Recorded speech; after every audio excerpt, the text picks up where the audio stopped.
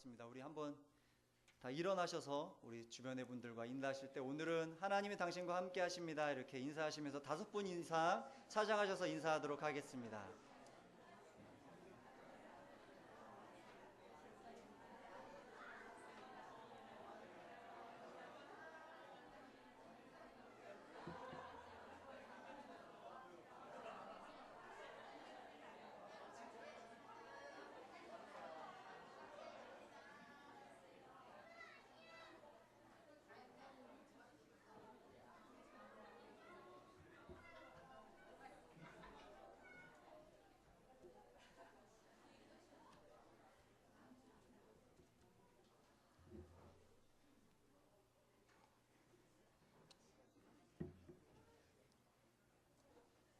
오늘 예배 전에 일찍 오신 분들은 아마 맨 앞에 그림을 보셨을 겁니다. 까만 옷에 한 여인이 서 있는 그림을 보셨을 텐데 한번 1페이지 한번 띄워주시겠습니까? 예, 제가 사사기 설교할 때 계속 사사기를 색깔로 칠한다면 검은색이다라고 말씀을 드렸었죠. 검은색 가운데 유일하게 환하게 보이는 사람이 있는데 그 사람이 룻이고 또 한 사람이 사무엘입니다. 그래서 오늘은 사사기 시대 동안에 환하게 빛을 주었던 룻기를 통해서 우리가 오늘 배워야 할 것이 무엇인지 같이 교훈을 얻기 원합니다. 오늘 함께 나눌 말씀의 제목은 하나님이 찾으시는 믿음이라는 제목입니다. 하나님을 믿고 살아가는 사람들에게 항상 좋은 일, 기쁜 일만이 있는 것은 아닙니다. 고난의 시간이 닥쳐올 때가 있습니다. 그러나 고난은 하나님께서 택하신 자들에게 주시는 귀한 도전의 시간이라고 말씀하고 계십니다. 에베소서 1장 4절에 보면 하나님은 우리를 거룩하고 흠이 없게 하시려고 택하셨다고 말씀하셨습니다. 우리를 택하신 이유가 우리를 거룩하고 흠이 없게 만드시려고. 거룩하고 흠이 없게 만드시는 하나님의 도구가 우리에게 주어진 고난이고 그 고난은 결국 우리를 거룩하고 흠이 없게 만드시려는 하나님의 간섭입니다. 그러니까 내 삶에 고난이 닥쳐왔다고 해서 그것으로 인해서 불평하고 원망하면 안 되는 것이 하나님이 내 삶을 붙잡고 계시다는 증거고 하나님이 이 고난을 통해서 내 삶에 바꿔줘야 될 부분들, 하나님의 영광을 위해서 귀하게 업그레이드해야 될 인생의 부분들이 있다면 그 부분을 만지시기 위해서 하나님이 간섭하시려는 것을 우리가 반드시 기억해야만 합니다. 또한 고난의 시간을 지나갈 때는 하나님의 뜻이 그 고난 속에 감춰져 있고 또한 그 고난을 통과할 때 반드시 우리가 해야 할 일이 있다는 것을 기억해야 합니다. 앞에 우리가 창세기부터 쭉 이스라엘의 역사를 훑어오면서 배우는 것은 뭐냐면 이스라엘 백성들이 고난을 당할 때 그 순간에 배웠으면 그 뒤에는 고통을 당하지 않았는데 그 순간에 잠깐 여호와 하나님께 부르짖어 기도하다가 그 위험한 순간이 지나가면, 고난의 시간이 지나가면 거기서 교훈을 얻지 못하고 또다시 시간이 지난 다음에 똑같은 잘못을 반복하는 것, 그것이 이스라엘 백성들의 잘못이었고 그것이 이스라엘 백성들의 역사였습니다. 하나님 우리 인생 가운데 고난을 심어 놓으신 것은 그 고난을 통해서 배울 것을 배우고 해야 할 것을 하고 그 고난을 통과하라는 의미로 우리에게 그 고난을 허락하시는 겁니다. 그렇기 때문에 반드시 고난을 통해서 우리가 취해야 할, 얻어야 할 것들이 있습니다. 얼마 전에 힐링 캠프에 이지선 씨가 나왔었습니다. 혹시 아시나요?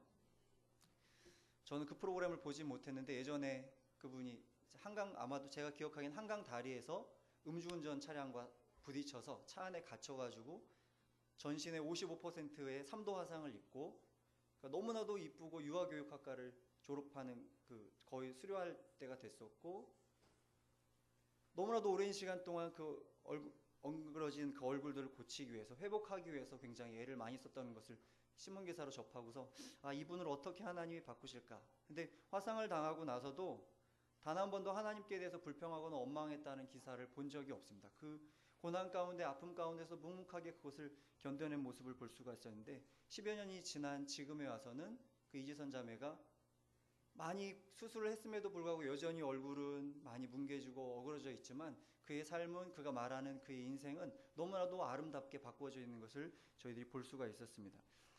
병상에 누워서 이지선 자매가 누워있는 동안에 18명이나 되는 사람들이, 화상 입었던 사람들이 회복하지 못하고 죽어나가는 모습을 봤다고 합니다. 그 죽음의 현장 가운데서 이지선 자매는 계속해서 왜 하나님 저에게 이런 고난을 주셨습니까? 왜 고통을 주셨습니까? 계속해서 주님 앞에 기도했고 그때 하나님께 이지선 자매가 받은 응답은 내가 너를 세상에 다시 세울 것이다 라는 응답을 받았다고 했습니다. 그래서 그날부터 단 하루 앞도 보이지 않는 그의 인생이었지만 그의 어머니와 함께 날마다 오늘 하루 주어진 하루에 충실하게 하나님께 불평하지 않고 원망하지 않고 하나님이 주어주신 그 날들을 감사함으로 살아갔을 때 그의 인생을 하나님이 이렇게 바꾸신 것을 볼 수가 있습니다. 그러면서 그녀가 이야기한 것은 자기가 살아가는 지금 이 고난의 시간이 여기가 끝이 아닐 거다라는 기대를 가지고 작은 소망을 가지고 살았다고 이야기했습니다. 그를 인터뷰했던 기독교 신문 기자가 그녀에게 물었습니다. 사고 전으로 돌아가고 싶습니까? 예전 사고 전에 그 이뻤던 모습으로 전혀 불편함이 없었던 그때로 돌아가고 싶습니까? 라고 이재선 자매에게 질문을 했더니 자매가 이렇게 대답했습니다. 고통은 끝없는 동굴이 아닙니다. 터널이라는 것을 알게 됐습니다. 그러니까 고통의 시간은 끝이 없이 들어가는 빛이 보이지 않는 동굴이 아니라 터널. 들어가면 반드시 환한 빛으로 나가게 되는 터널이라는 것을 깨달았습니다. 그리고 저는 그 터널을 통과하면서 하나님의 계획을 알게 됐고 하나님의 영광을 보게 됐습니다. 그렇기 때문에 저는 다시 과거로 돌아가고 싶지 않습니다라고, 지금 현재가 너무나도 감사하고 좋습니다라고 이지선 자매가 그렇게 대답을 했습니다. 고난은 하나님께서 우리를 빚어가는 시간입니다. 하나님이 우리를 고난 가운데 두셨을 때 하나님은 너 한번 고난 겪어봐, 내버려 두시는 것이 아니라 내가 고난당하고 있는 그 자리에 하나님도 함께 하셔서 우리를 끊임없이 도우시고 우리가 하나님의 뜻대로 순종하려고 몸부림친다면 거기에 힘을 더해 주시는 분이 하나님이십니다. 사사기 역사를 통해서 하나님 그렇게 이스라엘 백성들을 구원하셨고 사사기 한복판에 룻기 시대에도 하나님 그렇게 룻과 함께한 사람들을 도우신 것을 볼 수 있습니다. 오늘 룻기를 통해서 우리가 고난을 통과할 때 가져야 될 믿음은 무엇이고 하나님이 베푸시는 은혜, 고난 가운데 우리를 도우시는 은혜를 내가 얻으려면 어떤 사람이 되어야 하는지 룻기에 등장하는 세 사람을 통해서 같이 교훈을 나누길 원합니다. 첫 번째로 룻의 믿음은 하나님이 전부이십니다라는 믿음을 가지고 있었습니다. 룻은 모압 땅에 살고 있었던 여인입니다. 근데 어느 날 이스라엘 베들레헴에서 한 유복한 가정이 모압 땅으로 이사를 왔습니다. 아버지와 어머니 두 아들이 모압 땅으로 이사를 왔고 룻은 그 집에 며느리로 들어가게 되었습니다. 들어가서 행복하게 사는데 어느 날 10여 년이 지난 어느 날 자기 남편이 죽게 됐고 시아버지는 이미 돌아가셨고 재산도 다 잃고 하나님을 믿는 가정으로 시집와서 행복하게 잘 살게 될 줄 알았더니 어느덧 모든 것을 다 잃고 남편도 잃고 재산도 잃고 이제 앞으로 어떻게 살아야 할지도 알지 못하는, 단 하루 앞도 알지 못하는 어려움에 처하게 됐습니다. 그런 상황 속에서 룻은 중요한 결정을 해야만 하게 됐습니다. 시어머니 나오미가 베들레헴에 하나님이 은혜 주셨다는, 양식이 넘친다는 소식을 듣고 모압 땅을 떠나서 베들레헴으로 돌아가기로 결정을 했습니다. 그러면서 두 명의 며느리에게 너희는 너희 고향으로 돌아가라, 너희 어머니에게로 돌아가라고 이야기를 했습니다. 처음에는 두 며느리가 다 어머니의 말을 듣고 우리는 절대 가지 않겠습니다, 어머니와 함께 어머니의 고향으로 돌아가겠습니다 이야기를 합니다. 그랬더니 나오미가 나에게는 더 이상 소망이 없다, 나는 더 이상 희망이 없다, 너희 어머니에게로 돌아가라, 다시 한번 강권합니다. 그랬더니 두 며느리 중에 하나였던 오르바는 그 시어머니를 뒤에 두고 자기 고향으로 돌아갑니다. 한번 우리 말씀을 통해서 확인해 보겠습니다. 1장 15절입니다. 1장 15절 같이 읽겠습니다. 시작. 나오미가 또 이르되 보라, 내 동서는 그의 백성과 그의 신들에게로 돌아가나니 너도 너의 동서를 따라 돌아가라 하니. 오르바는 어머니의 두 번째 강청에 못 이기는 척 고향으로 돌아갔습니다. 성경은 단순히 고향으로 돌아갔다고 기록하지 않고 그의 백성과 그의 신들에게로 돌아갔다고 했습니다.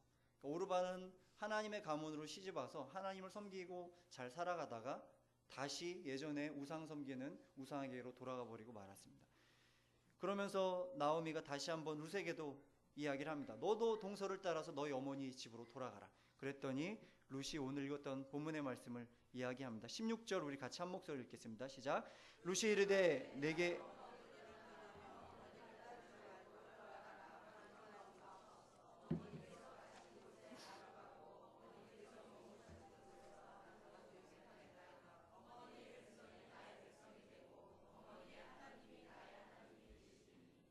어머니께서 죽으시는 곳에서 나도 죽어 거기 묻힐 것이라.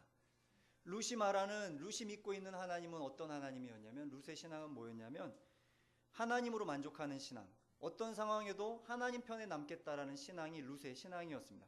다른 거 다 준다고 해도, 아무리 좋은 것을 준다고 해도 그곳에 하나님이 없으면 나는 거기 가지 않겠습니다, 하나님 있는 곳에 나는 거기 있겠습니다라고 선택하는 것이 룻의 신앙이었습니다. 한 신학자는 이 세상 살아가는 사람들의 삶에 대해서 이렇게 이야기했습니다.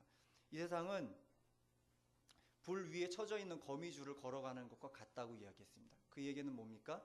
거미줄, 사람을 버틸 수 없는 그 얇은 거미줄을 걸어가는 인생, 결국에는 멸망, 불구덩이로 빠질 수밖에 없는 그런 하나님을 떠난 사람들이 불구덩이 위에 쳐져 있는 거미줄을 걸어가는 인생과 같다고 이야기했습니다.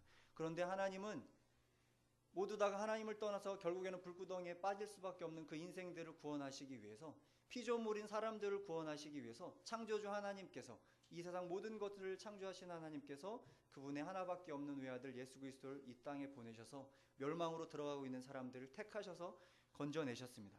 그래서 그분이 우리의 생명이 되셨고 우리의 전부가 되셨습니다. 그래서 예수 그리스도를 믿는 사람들, 주님이 나의 구원자여 주님이라고 인정하는 사람들은 오늘 룻과 같은 신앙을 주님 앞에 고백해야만 합니다. 나는 하나님 편에 있는 사람입니다. 나는 예수 그리스도의 것입니다라고 이야기할 수 있어야 합니다. 복음을 들으셨습니까? 예수님이 여러분의 구원자가 되십니까? 믿으시는 분은 아멘 하십시다. 예수님이 여러분의 구원자가 되십니까? 그렇다면 이렇게도 말씀하실 수 있습니까? 예수님이면 다다. 하나님이 오늘 룻을 통해서 듣고 싶었던 고백은 이겁니다. 하나님이면 다예요. 예수님이면 답니다. 이 세상의 부와 명예와 집과 재산과 내일 먹을 양식이 없을지라도 내가 하나님 편에 있다면 그것으로 만족합니다. 예수님이면 답니다. 예수님은, 하나님은 오늘 룻이 이 고백을 했을 때 어머니의 백성이 나의 백성이 되고 어머니의 하나님이 나의 하나님이 될 겁니다. 이 고백을 들으셨을 때 하나님이 내가 룻을 위해서 뭔가 일을 해야 되겠구나. 룻이 하나님을 알게 됐고 하나님을 믿게 됐고 이제는 결단을 해서 나만을 쫓아가겠다라고 이야기를 하는구나. 내가 룻에게 놀라운 은혜를 베풀어야 되겠다. 감춰져 있는 신비한 복들을 룻에게 주어야 되겠다. 하나님 이렇게 생각하시지 않으셨을까요? 우리들도 마찬가지입니다. 예수 그리스도를 통해서 내가 새 생명을 얻었다면 그 이외의 것들을 바라는 것이 아니라 예수님 한 분으로 만족합니다. 고백하는 것이 믿는 자의 바른 신앙인 줄 믿습니다. 혹시 가수 조화문 씨를 아십니까? 제가 어렸을 때 그 허스키한 목소리를 좋아해서 중학생 때인가 듣고서 이 밤을 다시 한번 당신과 보낼 수 있다면 그 뒤에 가사가 내 모든 삶 당신께 드릴게 뭐 이런 노래였습니다. 근데 그 노래가 너무나도 좋아서 열심히 들었습니다. 근데 어느 날 이 가수가 대한민국에서 없어졌습니다. 그래서 이상하다. 이분이 왜 없어졌지? 이렇게 좋은 노래를 만드시는 분이 왜 없어졌을까 그랬더니 이분이 1980년에 MBC 가요 대학가요제에서 은상을 받고 가수로 이제 시작을 하셔가지고 생활하시고 마그마 밴드라는 이제 락 밴드를 조직하셔서 열심히 활동을 하셨는데 그렇게 활동하시는 중간에 무슨 일이 있었냐면, 그러니까 정신적으로 우울증도 앓고 있었고 공황증도 있어서 고통을 당하고 있었습니다. 그러다가 38살 되던 해에 예수님을 만났습니다. 예수님을 만나서 그가 그동안 가지고 있었던 삶에 대한 질문들, 나는 왜 이렇게 살아야 되고 내가 왜 이렇게 고통 가운데 있지? 이런 모든 문제들이 예수 그리스도 십자가 안에서 다 해결이 되었습니다. 그리고 나서 조화문 씨가 노래하던 그 가수의 어플 엎어버리고 신학교로 가셨어요. 신학교로 가셔서 신학을 하시고 아무도 모르게 목사 안수 받으시고 짐을 싸서 캐나다로 가셨습니다. 그래서 캐나다에 가셔서 이민 목회 10년을 하시다가 최진실 씨가 죽었다는 그 소식을 듣고 대한민국의 최진실 씨처럼 마음의 병을 앓고 있는 사람들 돕기 위해서 한국으로 왔고 지금 서울에 교회를 개척해서 교회 사역을 하고 계십니다. 아마도 지금 조화문 씨가 다시 마이크를 잡고 노래를 한다면 중년 팬들이 엄청나게 몰려다니면서 조용필 씨가 그 영광을 다시 얻었던 것처럼 조화문 목사님도 그렇게 생활하실 수 있을 것 같습니다. 그렇지만 지금도 절대로 마이크를 잡지 않겠다라고 이야기하시는 분이 조화문 목사입니다. 왜 그렇게 바뀌었습니까? 인생이 예수 그리스도를 만나고 나서 그 이외의 것은 예수님 빼놓고 나머지 건 다 의미가 없다. 나에겐 예수가 다다. 이 고백이 있었기 때문에 그가 살아왔던 그 연예인으로서 행복했던 화려했던 그 삶들은 다 집어 던지고 오직 예수 그리스도의 사랑을 증거하는 삶으로 그 인생이 바꾸어진 것을 볼 수 있습니다. 나를 죄와 사망에서 구원해 주신 예수님, 사단의 종에서 풀어서 하나님의 백성으로 자유를 주신 그 은혜를 내가 체험했다면 그 은혜에 만족하며 살아야 합니다. 구원의 은혜와 감격이 넘쳐서 예수님만으로 만족하고 예수님으로 기뻐하는 성도들의 삶, 우리 예그리나 모든 성도들이 되시길 주님의 이름으로 축원합니다. 룻은 하나님이 전부가 되시는 인생을 살았고, 그리고 근데 너무나도 신기한 것은 어떻게 이방 여인이었던 룻이 이렇게 훌륭한 믿음을 갖게 되었을까요? 우리가 오늘 배워야 할 두 번째 믿음은 나오미의 삶으로 증명되는 믿음을 우리가 배워야만 합니다. 룻이 보았던 것은 나오미가 전부입니다.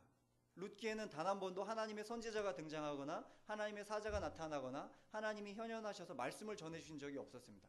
그냥 주변에 있는 인물들의 대화 속에서 하나님의 이름이 거론될 뿐이지 하나님이 직접 나타나신 적은 한 번도 없습니다. 그럼에도 불구하고 룻은 너무나도 훌륭한 믿음을 가지고 있습니다. 이 믿음은 누구에게로부터 왔습니까? 그의 시어머니 나오미를 통해서 그의 믿음이 왔습니다. 나오미는 베들레헴을 떠나서 10년 동안 모압에서 생활하면서 아마도 모압에 들어오자마자 그의 남편 엘리멜렉이 죽은 것 같습니다. 그리고 아들들이 결혼을 했고 10년이 지났을 때 그의 두 아들도, 그의 소망이었던 두 아들도 다 죽었고 가지고 왔던 유복했던 그 재산들도 다 잃게 되었습니다. 그 고난 속에서 나오미는 단 한 번도 하나님을 원망하지 않았던 것 같습니다. 다만 베들레헴, 하나님이 약속하셨던 기업 베들레헴을 떠나서 모압 땅으로 온 그것에 대해서 하나님이 그녀에게 죄를 물으신다라는 생각을 가지고 있었고, 내가 당연히 하나님이 주신 벌은 받아야 돼, 하나님의 징계를 순종하는 마음으로 받아들이는 나오미의 모습은 볼 수가 있습니다. 룻은 옆에서 아마도 9년, 8년 동안 그러한 나오미 시어머니의 모습을 보았을 겁니다. 단 한 번도 하나님을 섬김에 있어 흐트러짐이 없고 하나님께 감사하며 불평하지 않았던 그 나오미의 인생이 룻에게 누구에게도 바꿀 수 없는 그 귀한 신앙을 유산으로 물려주게 되었습니다. 진정한 믿음이란 고난 속에서 증명이 됩니다.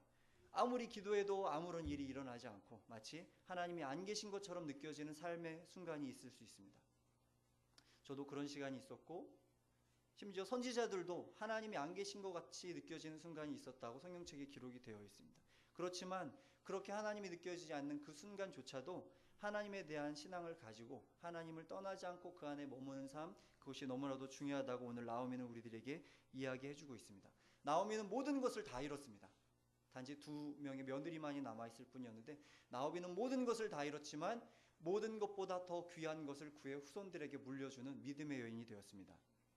그녀는 그 고난을 통해서 처음에 말씀드렸듯이 에베소서 1장 4절의 말씀과 같이 거룩하고 흠이 없는 삶이 되어서 며느리 룻에게 아름다운 신앙을 물려주게 되었습니다. 나오미와 같이 말이 아닌 삶으로 우리의 신앙을 후손들에게 보여줄 수 있는 예근이나 성도들이 되길 축원합니다. 우리들의 신앙을 보고 우리의 자녀들이 하나님을 더 깊이 알아가길 소원합니다. 그리고 우리가 느끼고 있는 하나님보다, 우리가 느끼고 있는 내가 가지고 있는 신앙보다 뛰어넘는 더 훌륭한 신앙으로 하나님 앞에 설 수 있는 저희들의 자녀들이 되길 간절히 소원합니다. 홍정계 목사님은 예전에 돌아가신 오카는 목사님, 하영조 목사님, 이동원 목사님과 함께 대한민국의 복음 4인방이라고 불려졌던 목사님이십니다. 지금은 은퇴하셨는데 이분이 몇 해 전에 이런 강연을 하셨습니다. 목사님은 평생 복음을 위해서 헌신하셨고 가는 곳마다 교회를 세우셨고 심지어 북한에도 교회를 세우시기 위해서 하실 수 있는 대로 모든 노력을 다 하셨던 분이 홍정길 목사님이셨습니다. 그런데 은퇴하시고 나서 그의 인생을 뒤돌아보니까 교회를 세우고 하나님 말씀 전하고 제자 훈련하고 성경 공부시키면 하나님의 나라가 이 땅에 임할 거라고 생각하셨답니다. 그런데 그의 평생의 목회를 뒤돌아보니까 이루어진 것이 하나도 없었다는 겁니다. 사람들에게 말씀을 가르치고 교회를 세웠을 때 그의 인생이 바꾸어지는 것이 아니라 하나님께 대한 지식, 성경에 대한 지식만이 높아지고 삶으로 그의 인생이 바꾸어지는 것을 보기가 너무나도 힘들었다라고 이야기하셨습니다. 그러면서 그의 인생의 결론은, 그의 목회의 결론은 뭐였냐면 결론은 자녀 교육이다라고 이야기하셨습니다. 부모들이 삶으로 복음을 자녀들에게 증거해 주지 않으면 교회에서 아무리 말씀을 가르치고 공부하는 것은 아무런 의미가 없다라고 홍정길 목사님은 그렇게 결론을 내셨습니다. 부모들이 자녀에게 바른 신앙의 모델이 되어 주어야 합니다. 믿음은 삶으로 증명되어져야 하고 증명된 믿음은 믿음의 유산으로 후손들에게 유산으로 넘어가게 될 것입니다. 나오미처럼 가장 위대한 유산인 하나님만을 믿는 믿음을 전수하시는 복된 예글이나 성도들 되시길 축원합니다. 세 번째로 보아스는 헤세드의 믿음을 가진 사람이었습니다. 헤세드, 히브리 말이고 구약 성경에 등장하는 단어입니다. 이 헤세드는 우리나라 말로 바꾸면 은혜, 자비, 인애 이런 뜻을 가지고 있습니다. 더 쉽게 풀어서 말하면 조금 어렵습니다. 잘 들어보십시오. 베풀어야 할 아무런 의무가 없는 사람이 받아야 할 자격이 없는 사람에게 무언가를 베푸는데 베풀 때조차 사랑과 긍휼의 마음을 가지고 베풀지 않을 수 없는 감정으로 베푸는 것, 그것이 헤세드입니다. 너무 어렵죠. 아무런 의무가 없는 사람이, 베풀어야 될 아무런 의무가 없는 사람이 아무런 받을 자격이 없는 사람에게 무엇인가를 주는데 그 줄 때도 사랑과 긍휼의 감정이 넘쳐나서 주지 않고는 견딜 수 없는 마음으로 주는 것, 그것이 헤세드입니다. 그것이 성경에 기록되어 있는 은혜라는 단어입니다. 하나님이 우리에게 은혜를 베푸셨다 그렇게 이야기할 때는 그건 뭡니까? 아무런 받을 자격이 없는 나를 아무 것을 주시지 않아도 되는 하나님께서 사랑과 긍휼이 넘치셔서 주지 않고는 견딜 수 없는 마음으로 우리에게 주시는 것, 그것이 은혜고 그것이 구원의 감격입니다. 보아스는 이런 헤세드가 이렇게 몸 안에 똘똘똘 뭉쳐져 있는 사람이었습니다. 헤세드가 발끝부터 머리끝까지 차 있는 사람, 그 사람이 보아스였습니다. 보아스는 그의 삶 자체가 하나님의 사랑으로 채워져 있던 사람이었기 때문에 그가 처음에 룻기에 등장할 때 그의 종들과 대화를 나눕니다. 그때 처음에 나누는 말을 한번 우리 같이 보기로 합니다. 2장 4절입니다. 2장 4절 우리 같이 읽겠습니다. 시작. 마침 보아스가 베들레헴에서부터 와서 베는 자들에게 이르되 여호와께서 너희와 함께 하시기를 원하노라 하니 그들이 대답하되 여호와께서 당신에게 복 주시기를 원하나이다 하니라. 지금 밀을 베는 사람들과 보아스는 어떤 관계입니까? 주인과 종의 관계입니다. 그러니까 주인이 종들에게 이렇게 이야기하는 법은 그때 고대 근동 당시에는 없었습니다. 하나님이 너희들과 함께 하시길 원한다 이렇게 이야기하는 게 아니라 주인이 오면 야, 너 일 똑바로 안 해? 저기 제대로 안 폈는데 다 주워. 안 하면 너희 오늘 밥 없어. 뭐 이런 건데 보아스는 멋있게 짠 기품 있게 등장해서 하나님이 너희와 함께 하길 원한다. 근데 이게 오늘만 있었던 거면 종들이 아마 우리 주인 왜 이래? 성경에 등장하니까 오늘 쇼맨십 부리나 이렇게 생각했을 텐데 이게 평상의 일상이었습니다. 하나님이 너희와 함께 하길 원한다. 축복해 주자. 종들도 똑같이 여호와께서 당신에게 복 주시기를 원하나이다. 그러니까 이 한 구절로 보아스가 어떤 삶을 살아왔는지 우리는 간접적으로 경험할 수 있습니다. 그리고 보아스가 룻을 만났을 때 룻에게 베푸는 것을 보십시오. 그녀가 왔을 때 종들에게 그녀가 어떤 여인인지 묻습니다. 그랬더니 종들이 자상하게 모압의 여인이었는데 시어머니를 모시고 이 땅에 들어왔습니다. 날마다 우리 밭에 와서 곡식단을 주어서 시어머니를 공양하고 있습니다. 그 모든 이야기를 들은 보아스는 자기가 할 수 있는 최선의 것으로 룻을 돕습니다. 이 밭에만 머물러라. 종들에게는 더 가락지를 뽑아서 뿌려라. 먹을 곡식을 주고 더 후히 주고 그 다음에 주변에 있는 사람들이 건들지 못하도록 보호하도록 종들에게 명령하고. 그러니까 보아스는 룻에게 할 수 있는 최상의 것들을 다 베푼 사람이 보아스였습니다. 이렇게 보아스는 헤세드의 믿음을 가지고 있었던 사람입니다. 그런데 또 성경에는 보아스를 어떻게 소개하고 있습니까? 나옴의 가정에 기업 물을 자라고 이야기하고 있습니다. 구약 성경에 정해진 기업 물을 자의 의무는 세 가지입니다. 첫 번째로는 땅을 팔게 되면 가까운 친족이 그 땅을 사서 다시 돌려주는 겁니다. 가난으로 인해서 땅을 팔게 되면 가까운 친족이 그 땅을 사서 다시 그에게 돌려주는 것, 그가 기업 물을 자입니다. 두 번째로는 가난 때문에 다른 사람이 종이 된 사람, 친척이 만약에 누군가의 종이 됐다면 내가 기꺼이 그 대가를 지불하고 그 종된 친척을 구해서 다시 정상적인 삶을 살아가도록 돕는 것, 이게 기업 물을 자입니다. 세 번째로는 친족이 불의한 죽음을 당했을 때, 누군가에 의해서 살해를 당했을 때 가족의 이름으로 나아가서 명예를 갚아주는 것, 피해 복수를 하는 것이 기업 물을 자가 해야 할 의무입니다. 그런데 기업 물을 자에게 결혼이란 의무는 없습니다. 보아스에게 결혼해달라고 요구하는 것은 사실은 구약 율법이 정한 것 이상을 요구하는 것입니다. 그렇다면 성경에 읽다 보니까 분명히 형제가 아들이 없이 죽으면 후사를 이어주는 법이 있는데 그럼 어떻게 된 겁니까? 이거는 한 가족 안에서 형제들끼리 일어났을 때 하는 겁니다. 만약에 저하고 저희 형이 있는데 저희 형이 아들을 낳지 못하고 먼저 죽었으면 제가 형수와 결혼해서 후사를 이어주는 것, 이것이 구약 성경에 나와 있는 후사를 잇는 결혼법입니다. 만약에 보아스가 나오미의 가족과 결혼을 하게 된다면 룻이 아니라 나오미와 결혼을 해야 맞습니다. 그런 아버지 입벌 되는 거죠. 근데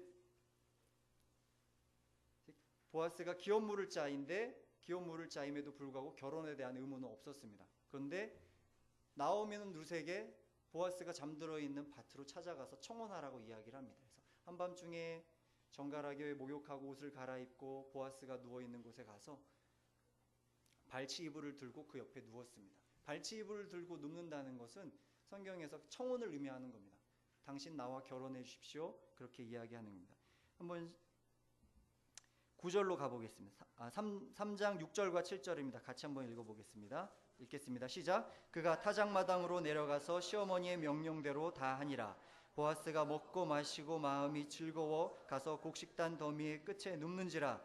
룻이 가만히 가서 그의 발치이불을 들고 거기 누웠더라.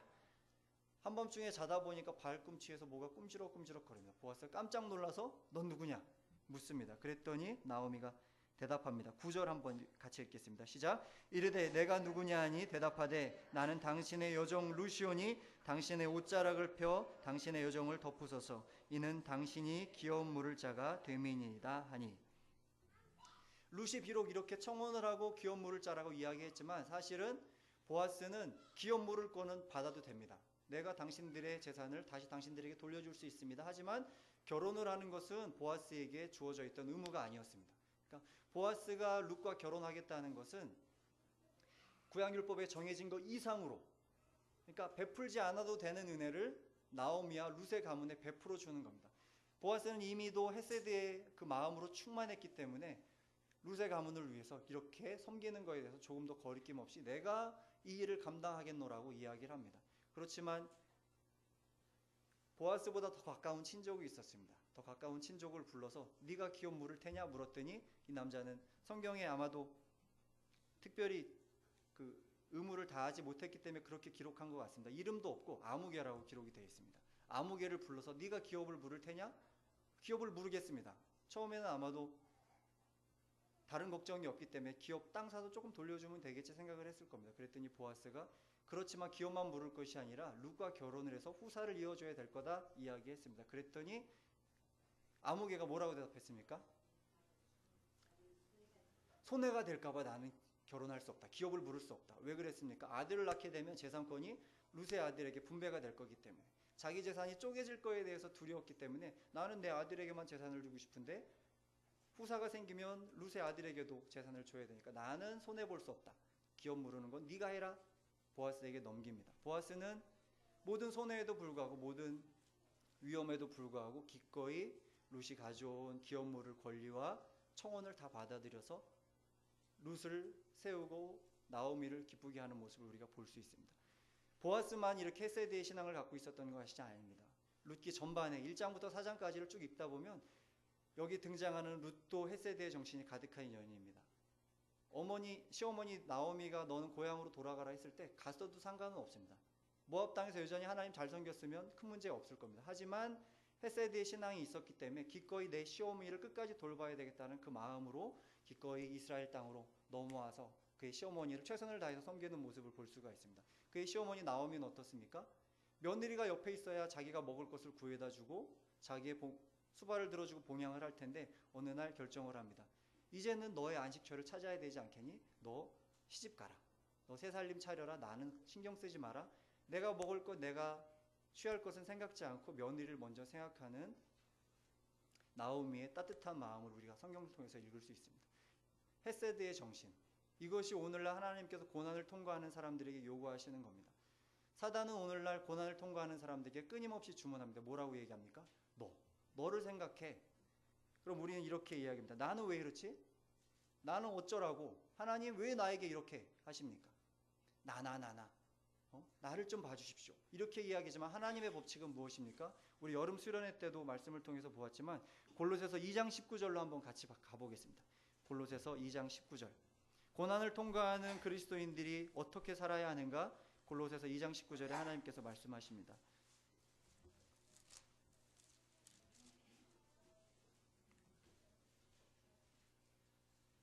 신약성경 326페이지에 있습니다. 우리 같이 읽겠습니다. 시작. 머리를 붙들지 아니하는지라 온몸이 머리로 말미암아 마디와 힘줄로 공급함을 받고 연합하여 하나님이 자라게 하심으로 자라느니라. 고난을 통과할 때 나에게 집중할 것이 아니라 하나님의 축복은 어디로부터 옵니까? 나하고 붙어있는 내 옆에 있는 힘줄과 근육, 뼈들을 통해서 옵니다. 그것은 누구입니까? 내 옆에 있는 가족, 우리 공동체를 이루고 있는 예그리나 가족들, 내 아파트, 내 집 옆에 사는 사람들, 이 사람들을 통해서 하나님의 복이 나에게로 옵니다. 고난을 겪어낼 때 내가 하나님 왜 내 삶은 이렇습니까?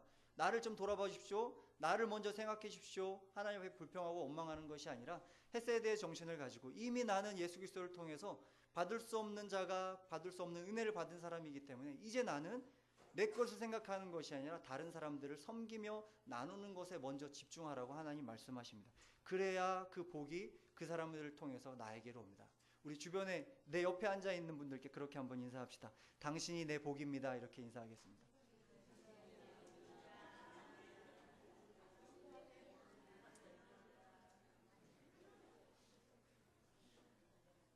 그 복을 넓히시기 원합니까? 내가 복 받는 것은 내 안에 복을 쌓는 것이 아니라 하나님 내 옆에 있는 사람들에게 복을 쌓으라고 말씀하십니다. 그들의 인생을 열어주면 그들의 넓어진 인생을 통해서 하나님의 복이 나에게로 올 거라고 말씀하십니다. 고난을 통과할 때 헤세드의 정신 잊지 말아야 합니다. 나에게 집중하지 말고 하나님의 복을 나누는 삶을 살아가는 저희들이 되었으면 좋겠습니다. 고난의 시간을 통해서 하나님은 여전히 일하고 계십니다. 하나님은 은혜 베풀 사람을 전심을 다해서 하나님을 찾는 사람을 찾고 계신다라고 말씀하셨습니다. 룻처럼 하나님이 내 전부입니다. 나오미처럼 삶으로 증명되는 믿음, 보아스처럼 받은 은혜를 은혜로 나누는 믿음, 이 믿음이 있는 성도들 되시길 축원합니다. 예그리나 안에 이미 이렇게 살아가는 성도님들이 계심으로 인해서 감사를 드립니다. 또 점점 더 많은 분들이 이러한 삶으로 삶의 기준과 가치관을 바꿔가시는 것으로 인해서 감사를 드립니다. 그러나 더 많은 분들이 이렇게 살아가야 합니다. 우리 모두 다가 우리 자녀들이 다 이렇게 하나님의 말씀대로 살아가야만 합니다. 하나님은 룻과 나오미, 보아스 이 세 사람이 엮어낸 아름다운 연합에 기름 부으셔서 깜깜했던 그 사사시대를 끝내시고 하나님이 택하신 하나님이 기름 부어 세우실 다윗의 시대로 열어가시는 것을 볼 수가 있습니다. 또한 나오미의 가문은 어떻게 됐습니까? 룻은 어떻게 됐습니까? 예수 그리스도의 가문에 그 이름을 올리는 축복된 가정으로 바꾸어졌습니다. 우리가 고난의 시간에 지나갈 때 이 세 가지 믿음을 기억하면서 우리 가문도 내 인생도 하나님 축복하여 주셔서 모든 사람들에게 복을 나눌 수 있는 믿음의 가정 되게 해주십시오. 모든 사람들에게 구원을 베푸는 구원의 통로가 될 수 있도록 주님의 은혜를 더해 주십시오. 그렇게 살아가는 저와 예그리나 모든 가족들 되시길 주님의 이름으로 축원합니다. 아멘. 예, 오늘은 특별히 태어나서 처음 나온 우리 아이가 있어서 같이 축복하며 기도하기를 원합니다. 추우경 성도님의 딸 마송이 자매가 아들 주재윤 군을 낳았습니다. 우리 같이 어머니와 아들 앞으로 나오겠습니다.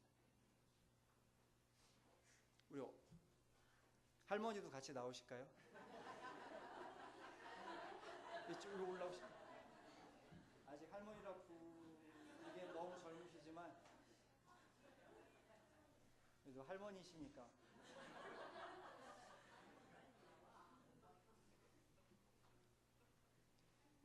제가 아이를 낳아서 키워보니까 아이 한 명이 태어나서 자라는 게 결코 거저되는 게 없구나라는 걸 많이 느낍니다. 어젯밤도 예나가 열이 막 40도 가까이 올라서 지금 오늘 예배에 참석을 못했는데 이렇게 키우는 것을 보면서 하나님 생명 주신 것도 감사하고 어머니들이 그렇게 위험한 순간들을 지나서 이렇게 아름답게 키워내는 것도 너무 감사하고 그래서 애가 아플 때마다 더 부모님께 감사하게 됩니다.